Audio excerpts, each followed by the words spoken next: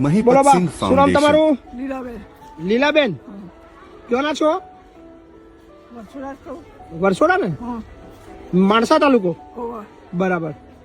કેટલી ઉંમર થઈ તમારી? 80. 80 થયા. કોણ છે તમારા ઘરમાં? કોઈ નહીં. કોઈ નહીં. ના. ક્યાં ગયો છોકરો? મરી જઈશું. છોકરો આપ થઈ ગયો. છોકરાનું બહુ છે, રાખતા નહીં? ના, બહારનો કામ કરીને ખાય છે ને બરાબર. એટલે નથી રાખતી. બરાબર. એમની બી પરિસ્થિતિ એટલી સારી ના હોય એટલે પછી ના રાખે ને. બરાબર. જમીન બમીન નહીં તમારે? કશું નહીં. ઘર બી નહીં પોતાનું? બરાબર. ભાડે રહેતા તો? તો અત્યાર સુધી કેટલા વર્ષથી એકલા છો આવા? છોકરો ક્યારે ઓફ થઈ ગયો? છોકરાને 10 વર્ષ છે. 10 વર્ષ થઈ ગયા? તો 10 વર્ષથી તમે એકલા કામ કરતા હતા? ના, હું એકલી રાખતી હતી ને તો બહુ. બરાબર. પણ છોરીઓ તાઈન છે ને. બરાબર. પરણાવી દીધી એટલે છોકરો શીખવાડે ને. અચ્છા, છોકરી એમની છોકરી બી પડાવી દીધી? હા.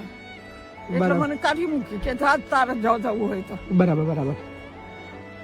કોઈ વાંધો નહીં બા, આરામથી રહો અહીંયા, હા ને, ચિંતા ના કરો. બરાબર ને? લીલાબા ને? મારા મમ્મી નામે લીલાબા જ હતું. બરાબર. બરાબર. હા. ચલો આરામથી રહો, ને? હા. ચલો. તો તમારા દીકરાનું નામ શું હતું? બિપિનભાઈ. દીપિનભાઈ. હા, એટલે અહીંયા રહેવાનું છે. આગળ આપણું વૃદ્ધાશ્રમ છે. સારું. હા ને, ચિંતા ના કરશો. બરાબર.